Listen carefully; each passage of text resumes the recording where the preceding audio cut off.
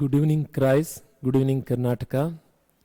Hi hello ನಮಸ್ತೆ and welcome to you all. ನಾನು ನಿಮ್ಮ ಪ್ರೀತಿಯ ಡಾಕ್ಟರ್ ಗುರುರಾಜ್ ಬುಲ್ಬುಲೆ, ಧಾರವಾಡದಿಂದ ಈಗ ನಿಮ್ಮೊಟ್ಟಿಗೆ ಕ್ರೈಸ್ಟ್ನ ಯೂಟ್ಯೂಬ್ ಚಾನಲ್ನಲ್ಲಿ ಈಗಾಗಲೇ ಚರ್ಚೆ ಮಾಡಿರುವಂಥ ಸಂಭವನೀಯತೆ ಅಧ್ಯಾಯದ ಮುಂದುವರೆದ ಭಾಗವಾಗಿ NTSC ಪರೀಕ್ಷೆ ಕೇಳಿರುವಂಥ ಪ್ರಶ್ನೆಗಳ ಸ್ವರೂಪವನ್ನು ತಗೊಂಡು ನಾವೀಗ ತಮ್ಮೊಟ್ಟಿಗಿದ್ದೀವಿ, ತಮ್ಮೊಂದಿಗಿದ್ದೀವಿ. ಬನ್ನಿ ಮತ್ತೆ ಆಗ್ತಡ ಚರ್ಚೆ ಶುರು ಮಾಡೋಣ. A warm welcome to each one of you guys. So ಈಗಾಗಲೇ ಬೆಳಗ್ಗೆ ಆಗಿರೋ ಚರ್ಚೆಯ ಮುಂದುವರೆದ ಭಾಗವನ್ನು ನಾವಿಲ್ಲಿ ಗಮನಿಸ್ತಾ ಬಂದಿದ್ದೀವಿ ಸ್ನೇಹಿತರ. The nature of questions is as follows. If the two dice are thrown together, ಎರಡು ದಾಳಗಳನ್ನು ಏಕಕಾಲಕ್ಕೆ ಏನಾರು ನೆಲಕ್ಕುರುಳಿಸೋದಾಯ್ತು ಅಂದ್ರೆ, the probability that the difference between the numbers appearing on them is a prime number. ಈ ಎರಡೂ ದಾಳಗಳ ಫಲಿತಾಂಶಗಳ ವ್ಯತ್ಯಾಸ ನಮಗೇನಾಗಿರ್ಬೇಕು? ಒಂದು ಅವಿಭಾಜ್ಯ ಸಂಖ್ಯೆ ಆಗಿರಬೇಕು.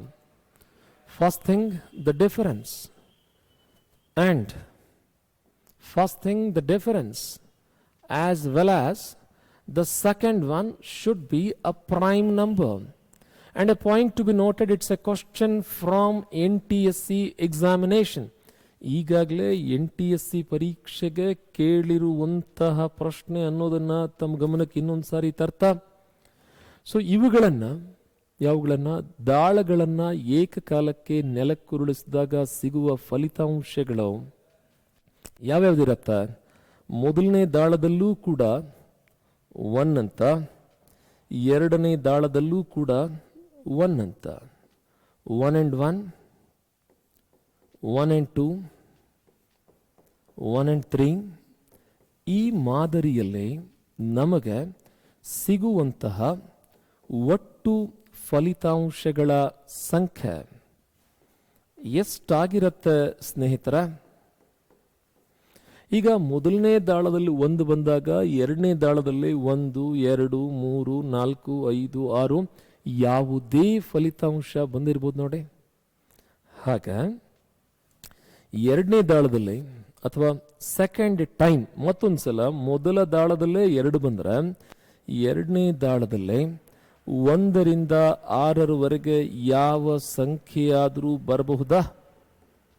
Similarly 3-1, 3-2, 3-3, 3-4, 3-5, as well as 3-6. Likewise, we get, ಈಗ ಒಂದು ದಾಳ ಎಷ್ಟು ಆಯ್ಕೆ ಕೊಡುತ್ತೆ ನಮಗೆ?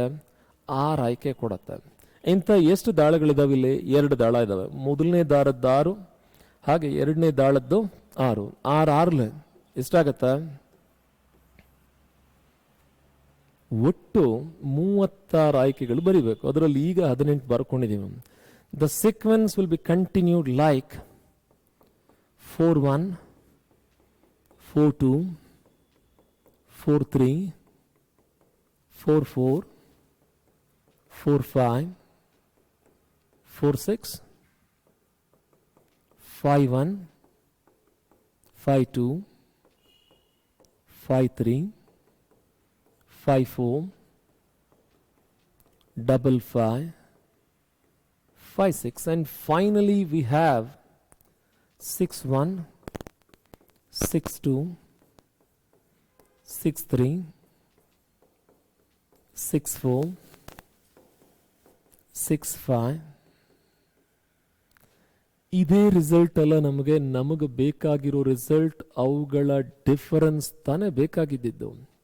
ವಾಪಸ್ ಈಗ ಇವುಗಳ ಡಿಫರೆನ್ಸ್ ಅನ್ನು ಕ್ಯಾಲ್ಕುಲೇಟ್ ಮಾಡ್ಕೊಳ್ಬೇಕು. ದಟ್ ಕನ್ಸ್ಯೂಮ್ಸ್ ಮೋರ್ ಟೈಮ್ ಅನ್ನೋದನ್ನು ಗಮನದೊಳಗಿಟ್ಕೊಂಡು ಈಗ ಇದರೊಳಗಡೆ ಸಣ್ಣ ಬದಲಾವಣೆ ಮಾಡಿ ಹೀಗೆ ಬರ್ಕೊಳ್ತೀನಿ ನೋಡಿ ನಾನು. Look at this. Yes, how it works. ಇಲ್ಲಿ ಆಲ್ರೆಡಿ ನೇರವಾಗಿ ಡಿಫರೆನ್ಸ್ ಅನ್ನು ಬರೆದಂಥ ರಿಸಲ್ಟ್ ಇದೆ ನೋಡಿ. ಎಸ್, ಮೊದಲ ದಾಳದಲ್ಲಿ 1, ಎರಡನೇ ದಾಳದಲ್ಲಿ 1. 1 minus 1 will give us 0. It's a better pattern of writing them, isn't it? 1 and 2 ಅಡ್ಡ ಸಾಲಲ್ಲಿ 1, ಕಂಬ ಸಾಲಲ್ಲಿ 2, 2 ಮತ್ತು 1 ವ್ಯತ್ಯಾಸ. ಮುಂದುವರೆದು 1 ಮತ್ತು 3ರ ವ್ಯತ್ಯಾಸ, 1 ಮತ್ತು 4ರ ವ್ಯತ್ಯಾಸ. So that difference between 1 and 5 is 4, difference between 1 and 6 is 5, so on and so forth. Difference between 2 and 1, 2 and 2, 2 and 3 difference, 2 and 4 difference. ಹೀಗೆ ಈ ಬ್ಲಾಕಲ್ಲಿ ಓವರಾಲ್ ಆಗಿ ಒಟ್ಟು ಆ ಫಲಿತಾಂಶಗಳ ಎರಡೂ ದಾಳಗಳ ಫಲಿತಾಂಶಗಳ ವ್ಯತ್ಯಾಸವನ್ನು ಎಂಟರ್ ಮಾಡಿದ್ದೀವಿ ನೋಡಿ. 1 minus 1 is 0, 1 and 2 difference is 1, 1 and 3 difference is 2. ಅವರ ನಿರೀಕ್ಷೆಗೆ ತಕ್ಕಂತೆ ಮೊದಲಿಗೆ ನಾವು ಮಾಡಿರುವ ಕೆಲಸ ವ್ಯತ್ಯಾಸವನ್ನು ಬರ್ಕೊಂಡಿರೋದು. ವ್ಯತ್ಯಾಸ ಬರ್ದಿದೆಯಾ? ಮುಂದುವರೆದ ಭಾಗವಾಗಿ ಅವ್ರೇನು ಕೇಳಿದ್ದಾರೆ, ಬರೀ ವ್ಯತ್ಯಾಸ ಅಷ್ಟೇ ಅಲ್ಲ ರೀ, ಆ ವ್ಯತ್ಯಾಸ ಒಂದು ಅವಿಭಾಜ್ಯ ಸಂಖ್ಯೆ ಆಗಿರಬೇಕು. ಅವಿಭಾಜ್ಯಗಳು ಅಂದ್ರೆ ಯಾವ್ಯಾವ್ದು ಬರುತ್ತೆ? 2, 3, 5, 7, 11. ಆಸ್ ಯು ನೋ ಆಲ್ರೆಡಿ ಯಾವ ನಂಬರ್ಸು ಕೇವಲ ತಮ್ಮಿಂದ ತಾವು ಮತ್ತು 1ರಿಂದ ಮಾತ್ರ ಡಿವೈಡ್ ಆಗ್ತಾವೋ ಅವುಗಳನ್ನು ತಾನೇ ಅವಿಭಾಜ್ಯ ಸಂಖ್ಯೆ ಅಂತ ಕರೆಯೋದು ನಾವು. They are called as the prime numbers. The numbers that are divisible by themselves and one only will be called as prime numbers. Similarly, illu kuda. So in this case, the prime numbers that we can mark here will be none other than that of number 2,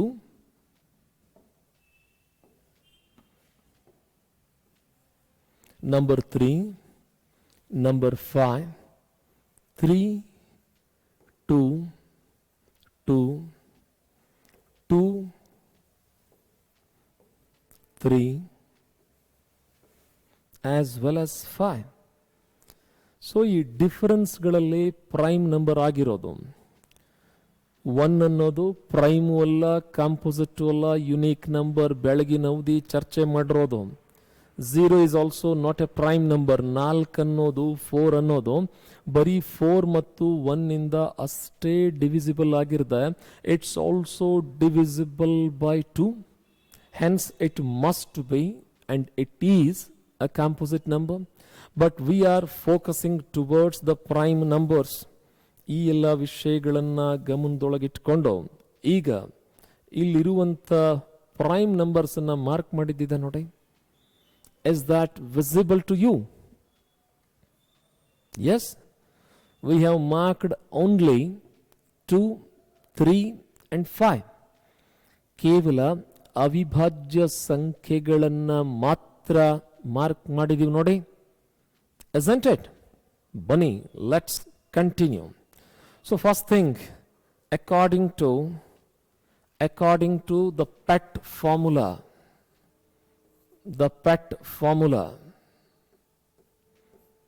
probability P is equal to E upon T. ಹಾಗಾರಿಲಿ the total number of events ಯಾವುದು ಅಂತ ನಮಗಿನ್ನೂ doubt ಇದೆ ಅನ್ನೋರು 1, 2, 3, 4, 5, 6, 7, 8, 9, 10, 11, 12, 13, 14, 15, 16, 17, 18, 19, 20, 21, 22, 23, 24, 25, 26, 27, 28, 29, 30, 31, 32, 33, 34, 35 and 36. ಅದನ್ನ ಸಾಂಕೇತಿಕವಾಗಿ ಏನಂತ ಹೇಳ್ತೀವಿ ನಾವು? 6 to the power n ಅಂತೀವಿ. n ಅಂದ್ರೆ ಇಲ್ಲಿರುವಂಥ ದಾಳಗಳ ಸಂಖ್ಯೆ ಅಂತ ಅರ್ಥ. 2 ದಾಳಗಳನ್ನು ಉರುಳಿಸಿದಾಗ ಎನ್ನ ಬೆಲೆ 2, ಒಂದೇ ದಾಳವನ್ನು ಉರುಳಿಸಿದಾಗ ಎನ್ನ ಬೆಲೆ 1, 3 ದಾಳಗಳನ್ನು ಉರುಳಿಸಿದಾಗ ಎನ್ನ ಬೆಲೆ 3 ಆಗಿರತ್ತೆ. So on and so forth. Likewise, total number of events ಅನ್ನ ಕಂಡುಹಿಡ್ಕೊಳ್ಳಿಕ್ಕೆ we have the formula with reference to the dice as 6 to the power of n. ಒಂದು ವೇಳೆ ದಾಳದ ಬದಲಿಗೆ ಕಾಯಿನ್ಗಳನ್ನು ಟಾಸ್ ಮಾಡ್ತಾ ಇದ್ದಾರೆ, 6 ಬದಲಿಗೆ 2 ಅಂತ ಬರಿಬೇಕಾಗಿತ್ತು. It was a question. It was a question for NTSC Bihar. ಏನಂತ, ಕಾಯಿನ್ಗಳನ್ನು ಟಾಸ್ ಮಾಡಿದಾಗ the total number of events will be always equal to, let me repeat the question, we have n number of coins and the n number of coins have been tossed simultaneously. Then what is the total number of events? It's none other than that of 2 to the power n. Suppose if n number of dice are thrown randomly, the total number of events will be 6 to the power of n. Suppose we have 2 decks of playing cards, and one each will be picked up from the each deck. So the total number of events will be definitely equivalent to 52 to the power n. In this case it's 52 square, nothing but 2704, isn't it? Likewise, ಸದ್ಯಕ್ಕೆ ನಮಗೆ ಬೇಕಾಗಿರೋ total number of events ಯಾವುದು? It's related to only the dice. ಅದಷ್ಟನ್ನೇ ತಗೊಂಡು ಮುಂದುವರಿಸೋಣ. Are you following these formula? Well, so 6 to the power n, in this case we have 2 dice, that's nothing but 6 to the power n equal to 2. 6 square is equal to, is that 36? And we have a concrete proof saying that there are 36 events that have been occurred. Total number of events. Out of this, our expectation is the difference among them must be a prime number. Already we have written the differences. Out of which the prime numbers 1, 2, 3, 4, 5, 6, 7, 8, 9, 10, 11, 12, 13, 14, 15 and 16. The number of expected events is 16. And don't say that 6 and 6 get cancels each other. A probability, just I joked. Anyhow, so 4 4s are 16, 4 9s are 36, so that the probability is 4 by 9. Answer is B. Choice B. So ನಿಮಗೆ NTSCಗೆ ಕೇಳಿರೋ ಕ್ವಶನ್ಗಳು ಹೇಗೆ ಅಂತ ನೋಡ್ಕೊಳ್ಳಿ. ಬೆಳಗಿನ ಅವಧಿ ಚರ್ಚೆ ಮಾಡಿದಾಗ you were thinking of only simple type of questions, isn't it? Apart from that, what are the best possibilities? Look here.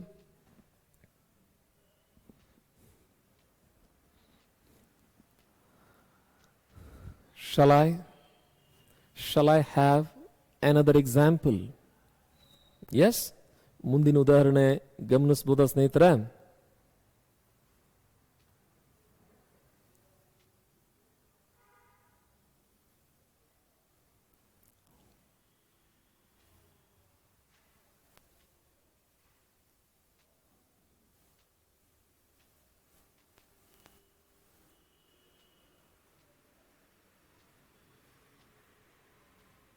We have an interesting question here.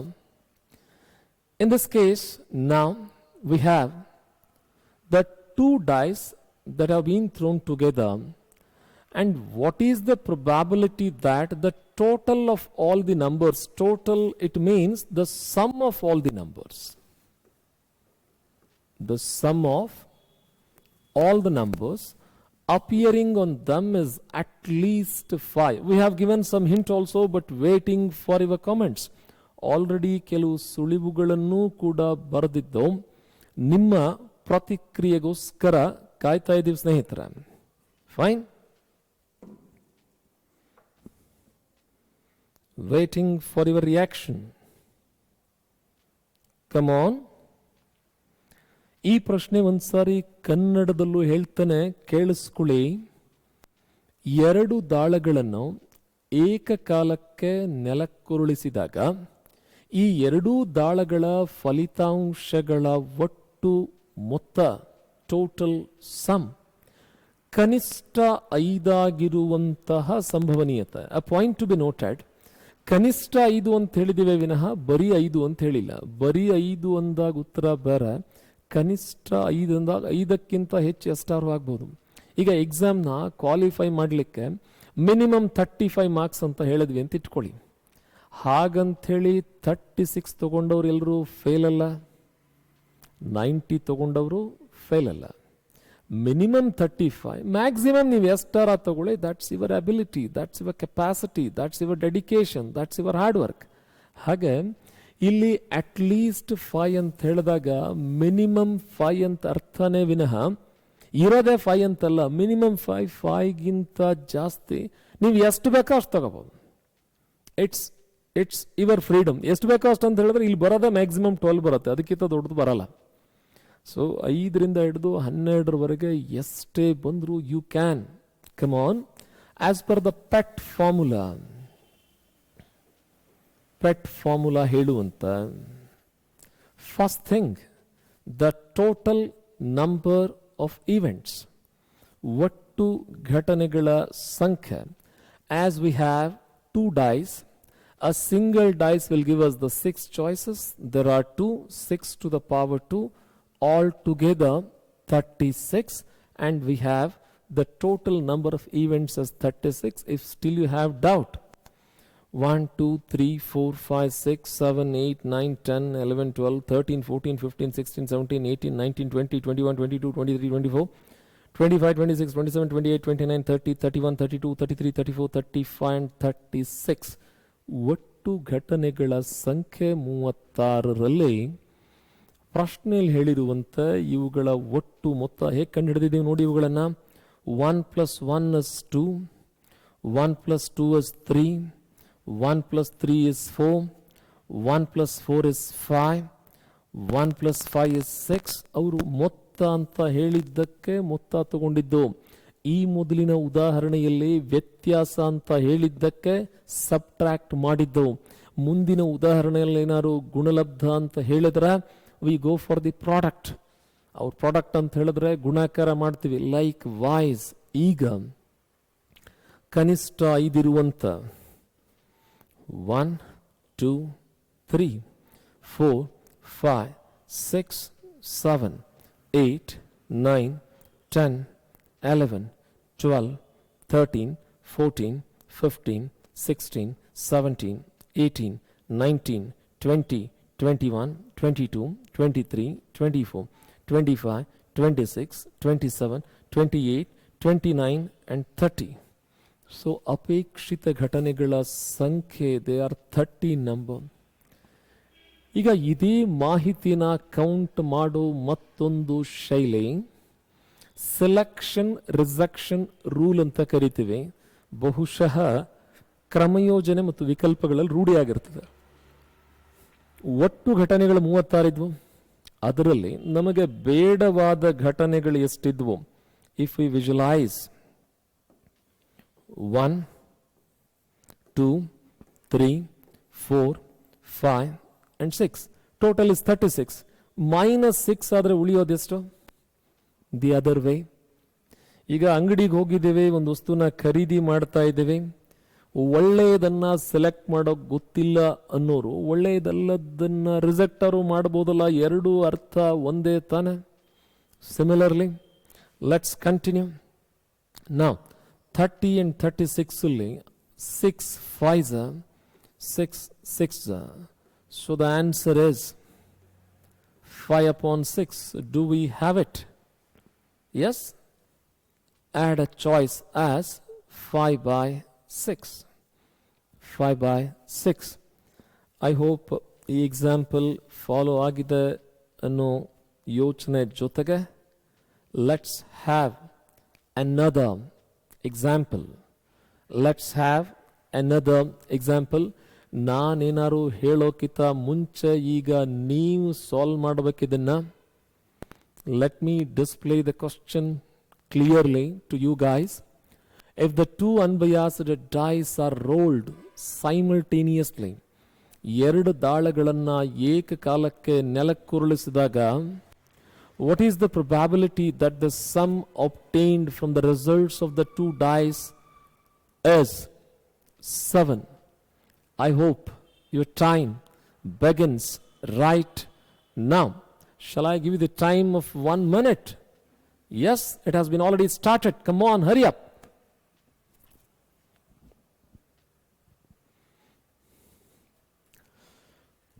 ಮೊದಲಿಗೆ ಒಟ್ಟು ಘಟನೆಗಳನ್ನು ಬರ್ಕೊಳ್ಳಿ. Try to write the total number of events. Total number of events. Not only the number, it's better advised.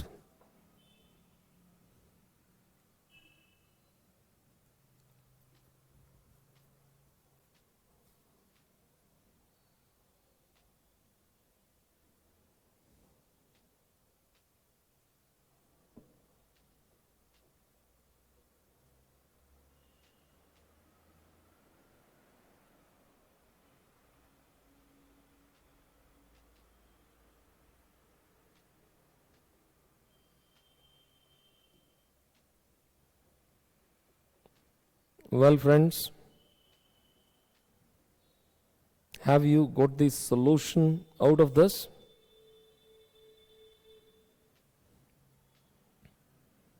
Come on, waiting for your reply. Time has already crossed. Done? Let's see. The two unbiased dice are rolled out simultaneously.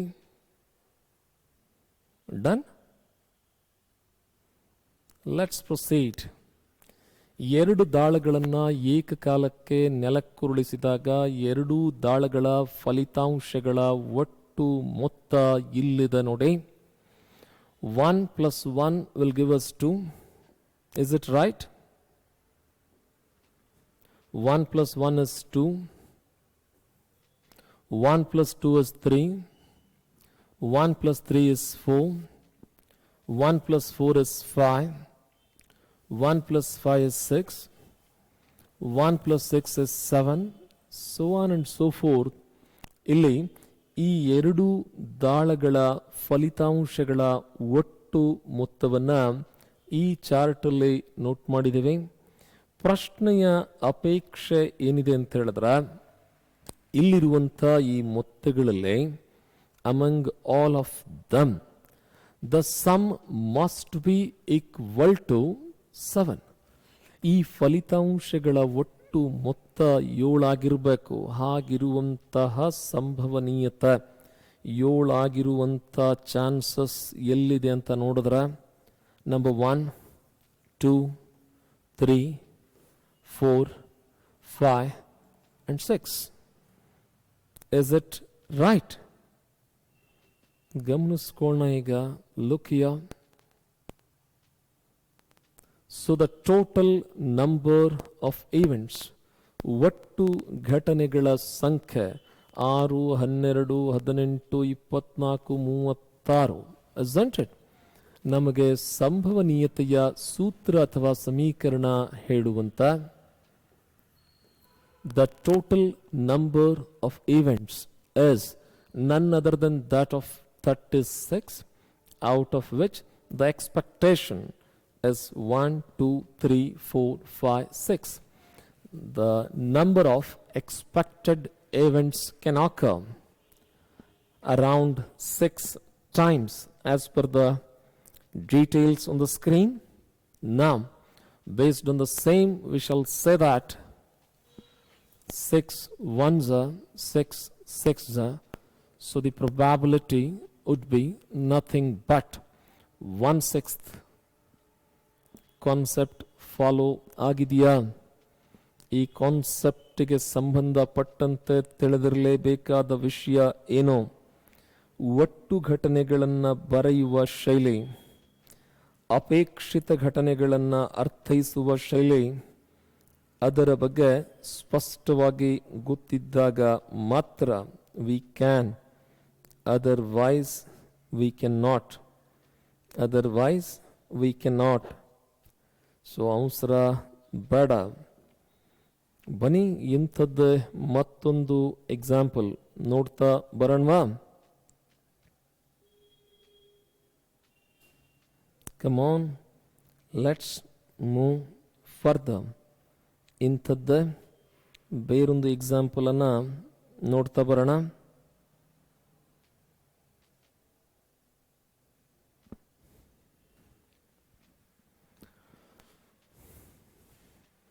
ಈ ಸಲ ನೀವೇ answer ಮಾಡಿ ನೋಡೋಣ ಅದು ಎಷ್ಟು ಬೇಗ answer ಮಾಡ್ತೀರಿ ಅಂತ. A single dice is thrown twice. A single dice is thrown twice. What is the probability of getting a sum 9 from both the throws? I hope your time starts right now. So waiting for your reply.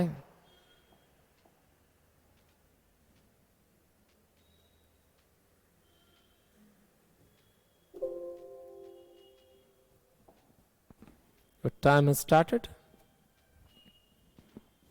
Hurry up.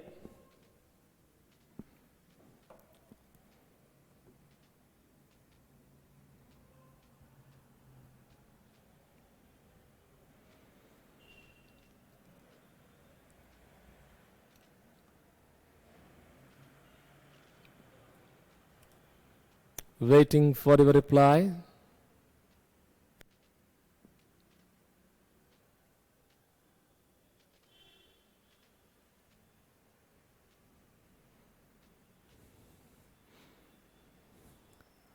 Well, friends, waiting for your reply. Some of the candidates are about to complete. Come on. ಪ್ರಶ್ನೆ ಏನು ಅರ್ಥ ಆಯ್ತಾ? ಒಂದೇ ದಾಳವನ್ನ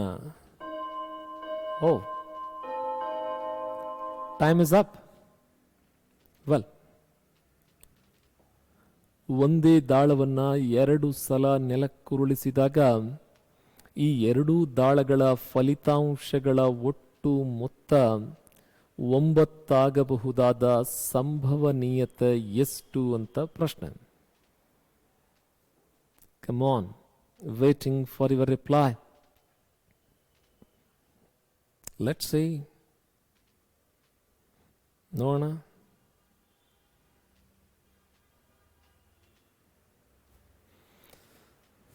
Once again, we have written the sum of the results of both of them. 1 plus 1 is 2. 1 plus 2 is 3. 1 plus 3 is 4, 1 plus 4 is 5, so on and so forth. ಇದರಂತೆ similarly what we can say, ನಮಗಿಲ್ಲಿರುವಂಥ ಫಲಿತಾಂಶಗಳು ಅವುಗಳನ್ನು add ಮಾಡಿ ಬರೆದಾಗ ಅವ್ರು ಹೇಳ್ತಾರೆ ಮೊತ್ತ ಎಷ್ಟಿರಬೇಕು ಅಂತ ಹೇಳಿದ್ದಾರೆ 9. ಹಾಗಿರುವಂಥ ಚಾನ್ಸಸ್ ಇಲ್ಲೆಲ್ಲಿದೆ 1, 2, 3, 4. So total number of events ಬಂದು ಡೈಸ್ 2 ಸಲ ನೀವು ಥ್ರೋ ಮಾಡಿದ್ದಕ್ಕೆ 6 ಸ್ಕ್ವೇರ್, ನಥಿಂಗ್ ಬಟ್ 6ರ ವರ್ಗ. 6ರ ವರ್ಗ 6 ಸ್ಕ್ವೇರ್. ಒಟ್ಟು ಘಟನೆಗಳ ಸಂಖ್ಯೆ 36 ಅನ್ನೋದ್ರ ಬಗ್ಗೆ ಯಾರಿಗೂ ಡೌಟ್ ಇಲ್ಲ ಅಂತ ಅನ್ಕೊಳ್ತಾ pet formula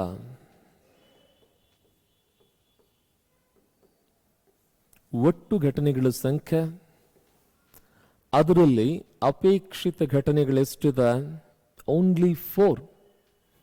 so that the result is 4 1s 4 9s. Do we have them as the result? Yes. 1, 2, 3 and 4. We have 4 events. Divided by 36, we have 36 events. Quite natural. The result is 4 1s as well as 4 1s are 4, 4 9s are 36. So the result is 1 by 9. Fine then, Nagara. ಇದಿಷ್ಟು ಮಾಹಿತಿಯನ್ನು ಗಮನದೊಳಗಿಟ್ಕೊಂಡು let's move towards the last sum of such kind. ಈ ಸಲ ಈ ಎಕ್ಸಾಂಪಲ್ನ solve ಮಾಡಿ ಅಂತ ಹೇಳ್ತಾ, yes, look at the question clearly. ಸ್ವಲ್ಪ ಭಿನ್ನವಾದಂಥ ಪ್ರಶ್ನೆ.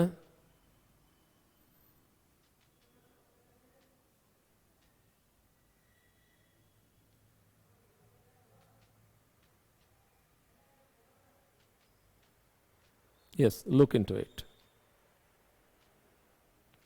When two dice are rolled, find the probability of getting a greater number first dice than on the second dice, given that the sum of them should be equivalent to 6. ಈ ಸಲ 2-3 condition ಕೊಟ್ಟಿದ್ದಾರೆ ಅವರು.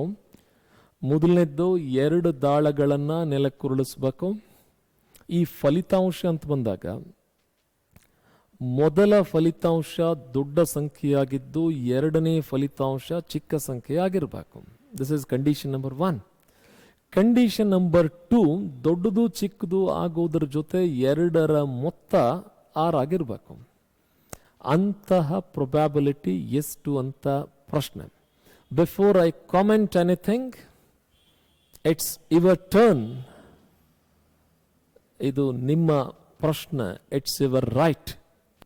Is it right? Waiting for your reply. ಇಂದಿನ ಚರ್ಚೆಯ ಕೊನೆಯ ಪ್ರಶ್ನೆ ಇದು.